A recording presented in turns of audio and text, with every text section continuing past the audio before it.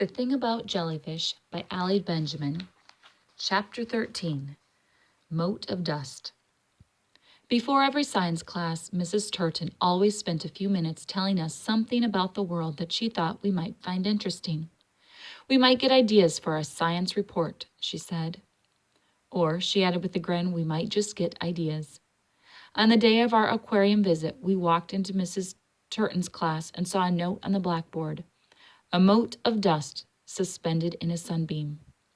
Settle down, Mrs. Turton said as we took our seats.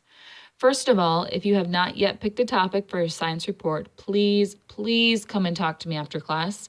You should be well into researching it by now. She placed her hands on a desk in the front row and said, "Let me repeat myself." She looked right at me, and I knew then that I was probably the last person in the class to pick a topic. It's time to begin your research. I stared right back at her without blinking. I finally knew what my research project would be. "Are there any questions?" she asked. Nobody raised their hands. "Okay, so before we begin, I want to take a few minutes and journey back in time," she said. "Christmas 1968. Most of your parents haven't even been born. There's no internet, no email, no texting or video games or cell phones, but there are spaceships, which are so brand new that they seem like the stuff of science fiction." She pauses. The whole class sat still. A few days before Christmas, the spaceship Apollo 8 leaves the planet. Then on Christmas Eve, the astronauts send this image back to Earth from outer space. She clicks a button on her remote control, and a photograph appeared on the screen at the front of the room. I'd seen the picture before. Earth rising above the surface of the moon. The planet looked like a giant swirling blue marble, half a marble, really surrounded by blackness. "I know you guys have grown up with this image," she said, "but I want you to try and imagine what it must have been like to see it for the first time, to be the first humans ever alive to see our Earth in full color from the outside." I stared at the image on the screen. Earth looked alive, vibrant. The moon was desolate and gray by comparison. Mrs. Turton clicked the remote control again, and the image disappeared. In its place was another photograph of outer space. This picture was mostly dark, with just a few pale brownish rays of light streaking across. "Now," she said, "here's a different view." She pointed to the middle of one of those rays at a tiny, faint dot. A bunch of kids had to squint and lean closer just to see it. "That right there is us," she said. "That's Earth." Justin Maloney leaned so far forward that he knocked his books and folders off his desk. Lined notebook papers sprayed across the floor. "This photo," Mrs. Turton explained, "was taken more recently from about 3 billion miles away." Her finger still on the dot, she said, "That, my friends, is your home. That is where you live, your place inside the solar system. Your whole world, the lives of everyone you will ever see, will likely unfold on this one speck, which a famous cosmologist named Carl Sagan once called a mote of dust suspended in a sunbeam." I thought about what Mrs. Turton was saying. Here I was, just one out of 7 billion people, and people were just one species out of 10 million, and those 10 million were just a tiny fraction of all the species that ever existed, and somehow all of us fit onto that fleck of brown dust on the screen, and we were surrounded by nothingness.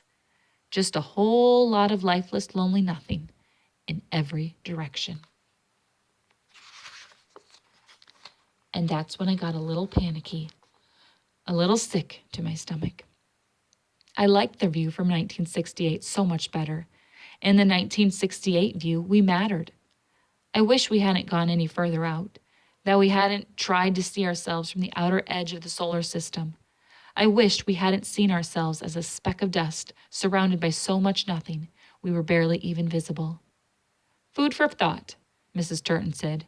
She flicked off the screen. "And now to our lesson. Today, my darling 7th graders, will be your first day working in the laboratory. The lab is a bit like space, in a way. It is where humans become explorers. It is where scientists push the boundaries of knowledge. And to start you on your journey, we will be studying pond water from our own valley. I knew about labs. I knew we would be studying cells and life systems this year, and that by mid-year we would dissect an earthworm. Your first week, Mrs. Turton said, is to pick your lab partner. Or your first task, Mrs. Turton said, is to pick your lab partner. Pick wisely, because you'll be together all year. Groups of 2, please. Dylan grabbed a boy named Kevin O'Connor, who also has a reputation for being good-looking, but not very nice. For a moment, it looked like the new girl, Sarah Johnson, was coming toward me. She even looked right at me, and I swear she might have smiled. So I got a tiny bit hopeful. Then Aubrey grabbed her and linked her own elbow in Sarah's. I stood there feeling stupid as my classmates paired off until only one other person was standing alone. And that person was Justin Maloney. I sighed. If Justin is good at anything, it is messing up.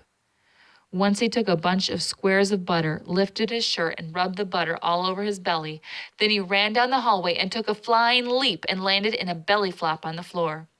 He'd been hoping to slide down the hallway, but instead he rubbed a bunch of skin off his stomach and spent the rest of the day holding the shirt away from him so his belly wouldn't burn.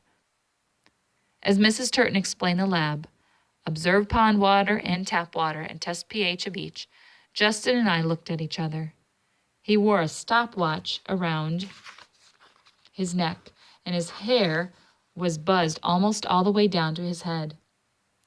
Hey, Susie, Justin said, I guess we're partners. When I didn't respond, he looked down. Well, he said, I guess I'll go get the pond water, if that's okay. I shrugged. When Justin scooped the water into a jar, drops splashed everywhere. I filled up another jar with tap water.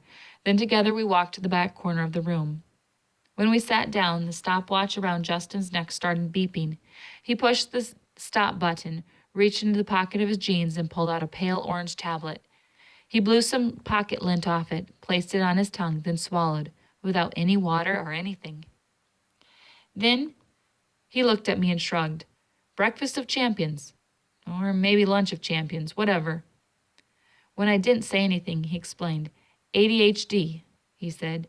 If I don't take it, my brain goes all wacko.